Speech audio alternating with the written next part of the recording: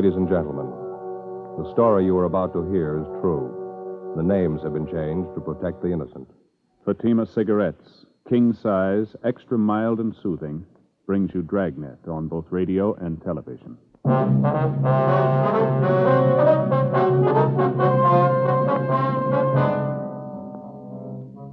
You're a detective sergeant.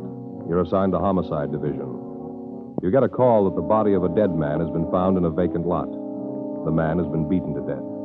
Your job, investigate. Friends, the name Fatima has always stood for quality. Fatimas are distinctive, with a truly different flavor and aroma. And in king-size Fatima, you get an extra mild and soothing smoke, plus the added protection of Fatima quality. Remember, in Fatima, the difference is quality. Because of its quality, its extra mildness, its better flavor and aroma, Fatima continues to grow in favor among king-size cigarette smokers everywhere. Switch to Fatima yourself today. Ask your dealer for Fatima in the bright, sunny yellow pack. King-size Fatima. The difference is quality.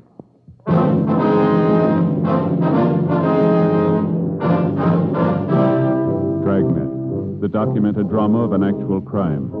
For the next 30 minutes, in cooperation with the Los Angeles Police Department, you will travel step by step on the side of the law through an actual case transcribed from official police files. From beginning to end, from crime to punishment, Dragnet is the story of your police force in action. It was Wednesday, February 6th. It was cold in Los Angeles. We were working the day watch out of Homicide Division. My partner's Frank Smith. The boss is Captain Warman. My name's Friday. It was 10:14 a.m. when I got to room 42. Homicide. Frank? In here, Joe. Right.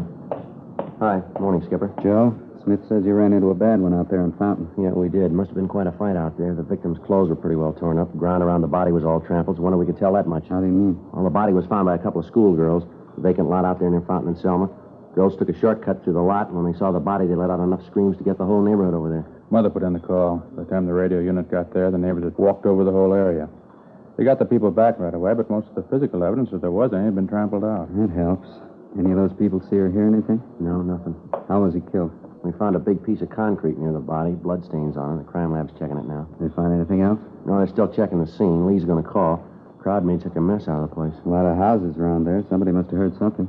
Well, we talked to a young girl, lives a couple of doors down from the lot. Seems she and her boyfriend were coming home from the show. Said about 9:45, 10 o'clock, they noticed a car parked in front of the lot. Yeah. The girl said they noticed it right away. Afraid it might be some guys out to cause trouble. She told us that when she and her boyfriend walked by, they heard loud talking, men arguing. Mm-hmm. She able to describe the car? Just said it was a dark sedan, late model, 51 or 52. We checked the boyfriend. He told about the same story. He said he thought the car was a dark blue Ford. Mm. Well, anyway, the girl said she got scared and went right into the house. A few minutes later, they heard a car tear by. They looked up the street, and the parked car was gone. This was around 10 o'clock. Yeah, that's right. That might make it about the time of the killing. Well, we'll know better when the body's posted. The girl or her boyfriend able to describe the men? No soap, Skipper. All they could tell us was it looked like there were two men in the car. Said they couldn't get a good look at them. License number? No. The boy said he thought of taking it down, but he didn't. Tough break. Hanson and Cummings helped check the neighborhood. They didn't do any better. Seems like everybody in the vicinity was away for the evening. Oh, from the coroner, Frank? Well, Hanson just brought this in. Guy's with all the stuff in his pockets. Yeah, let's take a look. Driver's license. Name's John Allen Iverson. Address been scratched. No, here it is on the back. Had it changed. 6295 North Serrano Avenue. Height 5'9", born October 2nd, 23. Make it 28, huh? Yeah, that's right. Weight 136, eyes hazel, brown hair. What else is in there? Calendar from an oil company, blank check, picture of a puppy, Dalmatian, huh? Yeah, looks like it, doesn't it? Picture of a woman. Let's see that. Here, wait a minute. Here's a card. Case of accident, please notify Mrs. Alfred Iverson, mother, 6295 Serrano Avenue, Hollywood 98844. Probably her picture. She been notified yet? No, not yet. Keys, comb, nail file, cigarettes, couple of slugs. Good for one play. Match folder. Let me see that, huh? George's Pool and Snooker, Burbank Boulevard. Yeah. Found $13.42 in his pocket. He was wearing a wristwatch, too. Yeah, the watch looked new. It was expensive. Money in the watch still there. Doesn't look like robbery. No, not much. Seems a thief would have taken them anyway. Any ideas on a motive? Well, it's hard to say, Skipper. Could be almost anything. Not much to go on. Lousy thing. Yeah, and it's not getting any better. Yeah? We got to tell his mother now.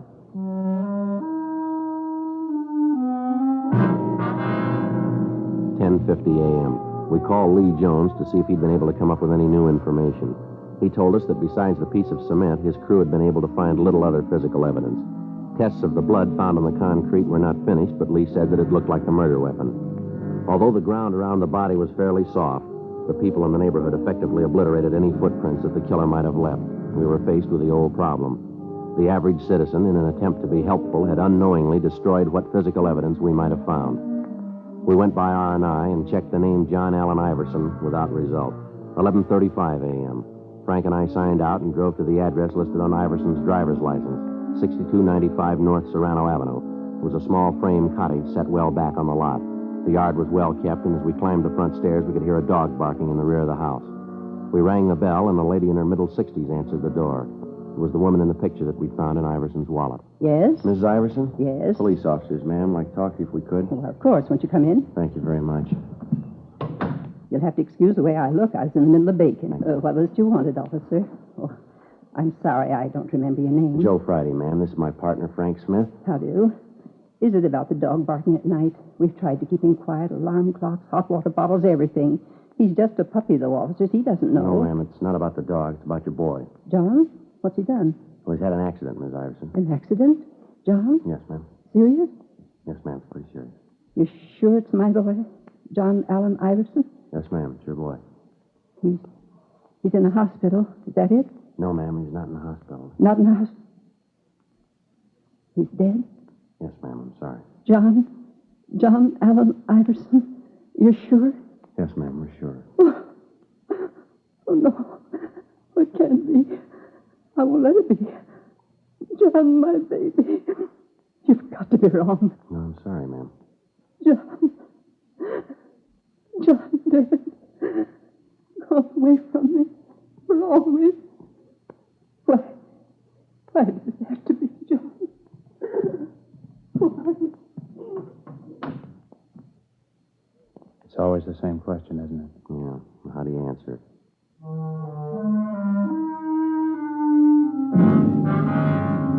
Frank put in a call to Mrs. Iverson's doctor. 5 minutes later, he arrived and gave her a sedative. We asked if we could talk to her, and he told us that it'd be all right if we kept the questioning brief. He explained that Mr. Iverson, John's father, had died 2 years before, and that his passing had hit Mrs. Iverson pretty hard. He said that it'd be a few minutes before the sedative took full effect and that we might talk to the woman until then. Frank and I walked into the bedroom. I hope you'll forgive me for crying. Yes, ma'am, we understand, Miss Iverson. There are a few questions we'd like to ask you. How did it happen? Auto accident? No, ma'am, he was murdered. Murdered? Why? Who did it? Have you caught him yet? No, not yet, ma'am. That's why we need your help. Anything I can do? Anything at all? John murdered. Doesn't seem possible. So hard to believe. Yes, ma'am. Was there anyone you might know of who didn't like your son? Someone who might have hated him enough to do this? No one. No one at all. John had a lot of friends. Wasn't anybody who didn't like him. Bright and cheery, always smiling. I'm sorry. Please, I want to help. Get this over with. Go ahead with the questions. Perfectly all right, ma'am. You like my handkerchief? Oh, thank you. Now, what was it you were asking? Could you tell us where your son worked? Airplane factory out in the valley. He was an inspector. Just got a promotion and a raise. He was so proud. First rung of the ladder, he said, on his way up. Mm-hmm. What factory do you work at, ma'am? Webster's. They make parts. John worked the morning shift, midnight to 7 in the morning. Said there was a better chance for advancement on the morning shift. How about girls, ma'am? Anyone special your son saw quite a bit of? Oh, just Alice. Alice Johnson. Saw her quite a bit. He was going to see her last night. Had a date for 6:30. When did he leave the house, do you recall? Oh, 6:15 or so. Alice just lives a few doors down the street. John was going to take her to a championship match over in Burbank. Ma'am? Billiards. Oh. John loved to play billiards. Alice liked it, too. John always said that when he got married, he was going to have a table right in the house. Do you happen to remember where in Burbank this billiard match was going to be held? I'm not sure, but I think John said at George's place, right on Burbank Boulevard. Do you know if your son had a large amount of money with him when he left? Oh, he had his week's pay with him. He just cashed his check this afternoon, and then he gave me the $30 for the house. He had the rest of it. About how much would that be? Oh, maybe $40, $45. How about jewelry, ma'am? You carry any rings, anything like that? No, John didn't believe in wearing a ring. Said he'd do that when he got married. There was his watch. He had that. Wristwatch, ma'am? Yes, he always carried. He kept perfect time. Did your son have a car, Miss Iverson? Yes, a Ford, 1951 Ford. What color, do you know? Dark blue. Pretty car. He was so proud of it. I wonder if you'd have the license number of the car, ma'am. Yes, I think you'll find it with the phone book in the bureau. He kept all his papers there. I wonder if it'd be all right if we got it, ma'am. Yes, all right. Thank you. This it, ma'am? Yes, that's it. I still can't believe it. Yes, ma'am. It's going to be a hard thing to get used to, isn't it? Ma'am? Life without a son.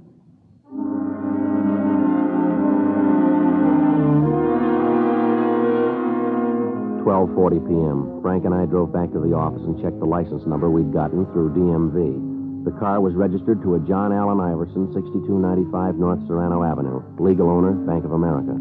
A local and an all-points bulletin were gotten out on the car, all occupants to be held for investigation. In the event the car was found abandoned, a stakeout was to be placed on it and homicide was to be notified. We checked the name Alice Johnstone through R&I, but there was no record on her. 1:50 p.m. Frank and I drove out to her place of employment, an unpainted furniture factory on Ventura Boulevard. We questioned the girl for a good hour, and she explained that John Iverson was usually on time for his dates with her, but the previous night he'd called to say that he'd be a little late. He called several more times and finally said that he was afraid they'd better cancel the date and that he'd call for her in the morning. She told us that she could think of no reason for anyone to be jealous of her spending so much time with Iverson, that he was the only date that she'd had for over a year. She gave us names and addresses of mutual friends to add to the list we already had to check out. 3:05 p.m. Frank and I went for something to eat. Is that all you're going to eat, Frank? Just that little salad? Yeah, Elizabeth's got the idea I ought to cut down on my lunches. Said I'm getting too heavy around the middle. Oh, that's too bad. Chili was good. Yeah, it looks good. Pretty spicy, was it? No, just right. A lot of beef. Uh-huh. Joe, Yeah. you think I'm getting too fat? No, you don't look it to me. When a man gets in his 30s, he's supposed to look a little portly, isn't he? Oh, I don't know, Frank. You couldn't prove by me. Well, I always heard so. My father was pretty heavy. That has a lot to do with it. That's so? Well, sure, you know. It's heredity, that stuff. A lot of beef, huh? Yeah, now look, Frank, why don't you have a bowl of the chili? It doesn't look like it's got too many calories in it. No, it doesn't, does it? Miss? Oh, miss, could I have a bowl of that chili? Some of that coconut cream pie, too. Thanks. Yeah, right away. What do you figure, Joe, about the Iverson? No, I can't figure it. If we could just come up with a motive, it might be easier. Give us some place to start. Yeah. Young kid. Seemed everybody liked him. It looks that way. I've been thinking about that robbery angle. His mother said he left the house with about $45, didn't she? Now, we find him, and he's only got 13 of it left. Where'd the rest go? And that watch. If anybody was going to hold him up, they'd take the watch. They could have gotten something for it. Bigger revenge? Jealousy? I don't know. The girl said there wasn't any reason for that. Look, as soon as you finish your lunch, let's check the place he worked. The guys he worked with, maybe they can give us the answer. It's been done before. Yeah? Iverson. He just got a raise and a promotion. Maybe somebody thought they should have got it. Before we left the lunchroom, we called the list of names into R&I. 3:32 p.m. Frank and I drove out to the aircraft plant where John Iverson had been employed. We checked with the foreman of the shop, the men he worked with, the personnel office, everyone he came in contact with during the day's work. They all gave us the same answer, that they could see no reason why anyone would want to take his life. 4:56 p.m. The list of names we'd given R&I had come back with no make. None of the names had any criminal record. We called the county morgue and found that the coroner had posted the body and that the cause of death was listed as a subarachnoid hemorrhage due to multiple depressed fractures of the skull. Lee Jones had finished the test and was able to tell us that the piece of concrete found at the scene was more than likely the murder weapon. 6:15 p.m. Frank and I drove over to Burbank to George's Pool and Snooker Hall. It was a big place with a lot of neon over the entrance. Inside, there were about 10 tables with a row of theater chairs on each side of the large room. Just off the entrance was a small bar. Except for a man brushing off the table, the place was empty. Hi, what'll it be? Pool, billiards, or snooker? You the manager here? No, I'm not. I kind of run the place, though, when he's not here. Something I can do? We're police officers. My name's Friday. This is my partner, Frank Smith. I do. I'm Sam Howard. Were you on duty here last night, Mr. Howard? Yeah, until about midnight. I leave then. Sometimes when George asks me, I stay on, but I usually shove off about midnight. Why, anything wrong? I can get George on the phone. Do you know a man by the name of Iverson, John Iverson? You ever see him around here? Iverson? There's an awful lot of guys come in here. Hard to tell. What's he look like? He's 5'9", about 136 pounds, brown hair. Likes to play billiards, I understand. John, Yeah, I think I know who you mean. Never knew his last name before, but he comes in here quite a bit. Always plays billiards, 3 cushion. You see him last night? Well, there were an awful lot of people here last night. Had a match, pretty crowded. Well, was he in here last night? Well, yeah, came in, watched the match for a while, then he sat up at the bar, had a couple of beers. Was he drinking with anybody? Let me think. Yeah, he and another guy were talking it up. The other guy was popping for the drink. You know the other man? No, sir. Don't think I ever saw him before. About what time was that? Gee, it's hard to say. I was pretty busy. It's important, Mr. Howard. Like that, huh? Well, I'd say it was 7 o'clock, maybe 7:30. Johnny came in first. He watched the matches for a while. Then when this other guy came in, they both moved to the bar. Stayed there talking till about 9:30, 9:45. Then they walked out together. They were together all evening then? Yeah, near as I can tell. What did this other man look like? Let me think. I'd say he was maybe 36, 37, had kind of dark hair. How tall would you say he was? Oh, about your height, 5'10" or 11. Had on a plaid sport jacket. I noticed that because I've been looking for one like it. You know, sort of Glen plaid, only with more color. Not exactly loud. What color was the jacket? Blue. Real rich blue. Must have cost a fellow a lot. During the conversation, did Iverson and this other man seem to get along all right? Oh, yeah. Even when the fellow lost the bet. What bet? Yeah, they had a bet on a match. The other guy lost, and he had to pay Johnny $10. Didn't have the cash, had to cash a check. You cash it here? Yeah, it was a payroll check. George doesn't like it when we cash personal checks. If they bounce, we have to stand the loss. You think we could locate that check, Mr. Howard? Do you happen to remember the company name on it? No, not right off. I can get it for you. Sir? Well, George wasn't feeling too well today, so he didn't get to the bank. Check's still in the safe. The check was issued from the Kimberly Insurance Company and made out to Martin G. Weber. The endorsement was made by Weber with a notation of his address under the signature. We called the office and had the name run through R&I. There was no record on him. According to the information we'd gotten from Sam Howard, the last time the victim was seen alive at 9:45 p.m., he was in the company of Martin Weber. Frank and I got in the car and drove out to the Kimberly Insurance Company. It was a large building on San Fernando Road. The employees were leaving the building when Frank and I got to the office of the general manager. We asked him about Weber, and he told us that he'd been with the firm for the past 10 years, starting as a runner on the floor and rising to the position of office manager. He told us further that in his entire 10 years of service, Weber had never been late or missed a day's work. However, on that particular morning, he hadn't shown up at all. We called our office and arranged for a stakeout on the building of the insurance company. Frank and I drove out to Weber's home, a modern apartment house in the North Hollywood area. We rang the bell, but there was no answer. We checked with the landlord, and he told us that he hadn't seen Weber the night before. In the company of the manager, we checked Weber's apartment. He was not there, and from what we could see, the bed had not been slept in. In further checking, the manager was able to give us the name and address of Weber's sister, a Mrs. Madge Wilson. We arranged for a stakeout on the apartment. 9:20 p.m. Frank and I drove over to check with his sister. Yes? Ms. Wilson? That's right. Police officers, Ms. Wilson. I'd like to talk to you. My name's Friday. This is my partner, Frank Smith. Come in. But I thought all this had been cleared up. Ma'am? Well, you hear about my brother Martin, aren't you? Well, yes, ma'am. I don't think I understand. Neither do I. It seems to me that you'd spend your time trying to find out why the man did it instead of bothering us. My husband won't like this at all. We're taxpayers. We've got rights. Just a minute, ma'am. I think maybe there's a misunderstanding. Nothing here. of the sort. You're here to talk about Martin, aren't you? Yes, ma'am. No misunderstanding at all. He had an accident. It's up to you to take care of the man who did it. Put him in jail for a long time. I'm sorry, Mrs. Wilson. I'm not sure we know what you're talking about. Well, this is the limit. My poor husband spends practically the whole night filling out forms, and you didn't even take time to read them. I'm talking about Martin's accident. The man who ran him down last night, put him in the hospital, broke his leg. That's what I'm talking about. I've got 2 kids upstairs with bad colds, and I haven't got time to stand around and talk to you. If there's anything else you want to know, you can talk to my husband. He'll tell you. You say your brother was run down by a car last night, ma'am? Yes, last night. And he's in the hospital now? Yes. Now, look, we're only trying to conduct an investigation, ma'am. Could you tell us what time this accident happened and where? All right. It's on the report, if you'd only read it. Yes, ma'am. Martin was on his way home last night. He stepped off the curb out on Burbank Boulevard, and this car came right around the corner and hit him. Broke his leg. Sent him to the hospital. He's been there ever since. He's there now. What time did this happen, ma'am? Do you know? Sure I know. It was 9:45.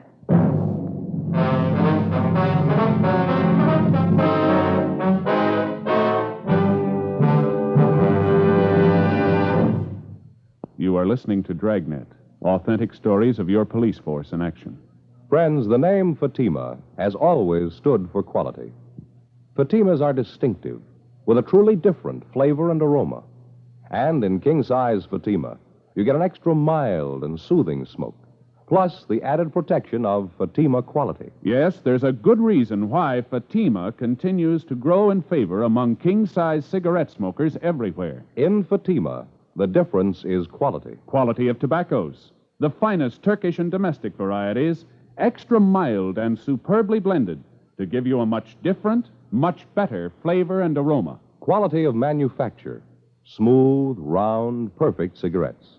Rolled in the finest paper money can buy. Quality, even to the appearance of the bright, sunny yellow pack.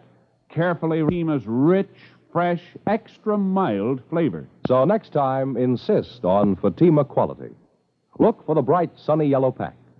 Smoke Fatima, the extra mild and soothing king-size cigarette, with the added protection of Fatima quality.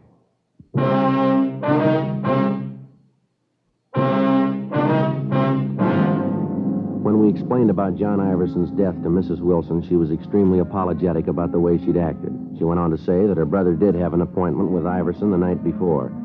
We put in a call to Sergeant Erbson of the Accident Record Bureau downtown, and he told us that there was a traffic accident report which listed the time of the accident at 9:46, corroborating the story given us by Mrs. Wilson. Weber had been given emergency treatment at Georgia Street and then transferred to General Hospital. From what Sam Howard had told us, we knew that Iverson had been alive at approximately 9:45 p.m. The deputy coroners fixed the time of death at approximately 10 or 10:30 p.m. The fact that Martin Weber had been run down by a car at 9:46 p.m. seemed to absolve him of any part in the crime. The stakeouts at his place of business and at his home were removed. Frank and I drove over to General Hospital to interview Martin Weber. His leg was in traction, but he seemed to be in good spirits. I was on my way home, just stepped off the curb to catch a bus. Next thing I know, I looked up right into a pair of headlights. Almost scared me to death. And whammo, I was on the street, my leg broken. Oh, well, I'm covered. The whole thing won't cost me a cent. Yes, sir. We were talking to Sam Howard over at George's billiard hall. He said you were there with John Iverson last night. That right? Yeah, that's right. Had a talk with old John. Had a big business deal, trying to sell him some insurance. Oh, I didn't know you were a salesman, Mr. Weber. Well, I'm not really. Office manager. I don't like the job. Figured if I could bring in a good sale, the boss might let me have a crack at selling. Well, did Iverson give you any indication that he wanted any insurance? Well, not right off. He's always been worried about his mother, though. You know, if anything should happen to him. Yeah. Anyway, a couple of days ago, one of the pressmen out at the plant where John works was killed. Accident. I thought this might be a good chance to try to sell John some coverage. You know, life. Leave his mother a little something. Yes, sir. Well, old John wasn't an easy one, let me tell you.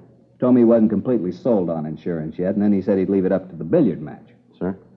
If the championship changed hands, then John would buy some insurance. If it didn't, I had to pay him $10. I lost. Had to cash my paycheck to do it, too. Yeah, those are the breaks, though, aren't they? Lose a sale and then get hit by a car. Say, what's this all about, anyway? Why all the questions about old John? Well, he was killed last night, Mr. Weber. Killed? What do you mean? He was murdered. Well, how'd it happen? That's what we're trying to find out, sir. While you were at the bar with Iverson, did you see him talk to anybody, anyone besides you? No, he made a couple of phone calls, said they were to his girlfriend, but that's about all. Wait a minute. Yeah? When we got outside the bar, there were a couple of guys that came up and talked to him. Had these men been in the bar? Yeah, come to think of it, they were sitting right next to us. When I had to cash that check, I didn't have a pen to endorse it, and one of the guys gave me his to use. You ever seen him before? No, I don't think I ever did. Can you describe the men, Mr. Weber, what they looked like? I didn't pay much attention to him. One of the fellows was a big guy, maybe 6 feet or more, a couple of 100 pounds anyway. How old would you say? Oh, maybe 37, around there. I'd know him if I saw him again. Well, how's that, sir? The scar, had a scar right across here on his forehead. Made him look like he was frowning all the time. How about the other man? I'm afraid I can't be of much help there. He was short, 5'5" or 6", heavy, 180 more or less. I think he was wearing a flannel suit. I can't be sure about that. And you saw these men out on the sidewalk with Iverson right after you left the bar, is that right? Yeah. After I told John goodnight, I walked over to the corner. I saw these two fellows come up to John, and from what I could hear, they were asking for a lift someplace. He gave him a ride, did he? I don't know. I saw my bus come and made a run for it. Was there anything else you can tell us about these men that might help? Anything at all? Any little thing you might remember? Gee, not that I can remember. I didn't really pay a lot of attention to them. Just a couple of guys sitting next to us. One of them lent me his pen. Well, how about the pen? Were there any initials on it? No. It was the tall guy, the one with the scar. He loaned it to me. It was one of those plastic things, you know, with a figure that disappears when you turn upside down? I know the kind you mean. I noticed it because I thought it was kind of cute. Anyway, it was put out by a Venetian blind company. It had the name right on it. Can you remember the name? Let me see. Rogers. Rogers Blind Company. All right, fine. Here's our card. If you remember anything else, we'd appreciate a call. Sure thing. Say, you fellas going out to Rogers? Yes, sir? I kind of hate to ask. Yes, sir? You pick up one of those pens for me?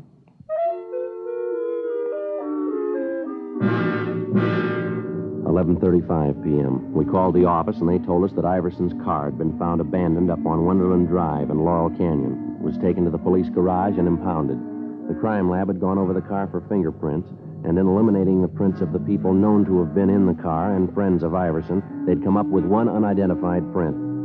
As remote as it was, the lead about the pen had to be checked out. We called the Rogers Blind Company, and the night watchman gave us the home phone number of the personnel manager. We called him, and he agreed to meet us at the plant. We gave him the description of the man who had talked to Iverson outside of the bar, and he was able to identify him as a Peter Standish, a former salesman with the company. He recognized Standish from the description of the scar, but he was unable to tell us the name of the other man. The personnel manager furnished us with Standish's last known address, but he'd moved and left no forwarding address. Frank and I went back to the office and ran the name through R&I. Standish had a record of 2 arrests on suspicion of 211 PC, one of them only a month before. Sergeants Hanson and Cummings drove out to the General Hospital to show a mug shot of Standish to Martin Weber. He positively identified the suspect as the man he'd seen talking to Iverson on the night of the murder. We checked with Dean Bergman and Leighton Prince. The fingerprint found in the car matched perfectly with the prints of Standish.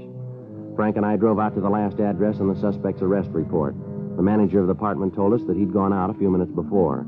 She told us that there was another man living in the apartment with Standish, and the description she gave tallied closely with the one we had of the man seen with Standish in the bar the night of the murder. She informed us that he was registered under the name of Charles Teal. In the company of the manager, we made a search of the suspect's apartment, but we found nothing. We asked the manager not to give any indication that we were in the apartment, and she agreed to cooperate. We settled down to wait. An hour went by, an hour and a half, 2 hours. Yes. Well, I'm getting tired of it, Teal. Every night the same thing, dragging you out of some crummy bar. You don't knock it off, I'm going to get myself another boy. Not only that, but I'm getting sick of... Let's hold it right there, sir. Cops, lousy. Watch it, Frank. All right, hold it, mister. Hold still. Fuzz, crummy fuzz. I had to walk right into it. How's the other one, Frank? He's out. Want to shake him down? Yeah. What do you want with me, cop? I done nothing. You got nothing to hold me for? He's clean, Joe. So's the other one. We got plenty, Standish. Let's go. What? What you got on me? Murder, mister. Murder me? You're crazy. You're off your rocker. Yeah, sure. All right, Frank? I'm getting him up. Come on, boy. I told you, Standish. I told you they'd get us. Shut up, you little... All right, let's hold it right there, mister. Don't make any more problems. It was here. him. He did it. I didn't want to. It was his idea. I'll tell you all about it. Should have known not to trust you, Teal. Look what you got me into. We only wanted his money. He wouldn't give it to us. Standish kept trying to hit him with that piece of cement. I tried to make him stop. You didn't try to stop me splitting the dough. You got more than half. Don't worry about it. What do you mean? We'll split this one even.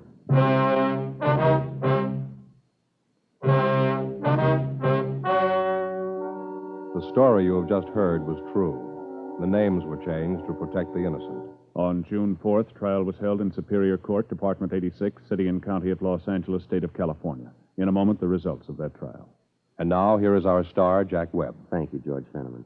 Friends, as we told you earlier, the name Fatima has always stood for quality. That same Fatima quality is the reason why king-size Fatima continues to grow in popularity among smokers everywhere. Try them and see if you don't agree with me. That Fatima gives you an extra mild and soothing smoke, plus the added protection of Fatima quality. Next time you buy cigarettes, look for the bright sunny yellow pack and ask for king-size Fatima.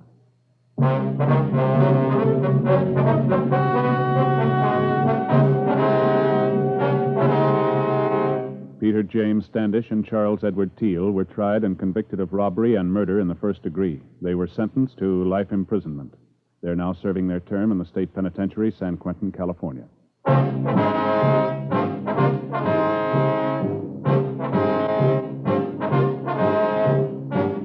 You have just heard Dragnet, a series of authentic cases from official files. Technical advice comes from the Office of Chief of Police W.H. Parker, Los Angeles Police Department. Technical advisors Captain Jack Donahoe, Sergeant Marty Wynn, Sergeant Vance Brasher. Heard tonight were Ken Patterson, Gwen Delano, Jack Crucian. Script by John Robinson. Music by Walter Schumann. Hal Gibney speaking. King Size Fatima has brought you Dragnet, transcribed from Los Angeles.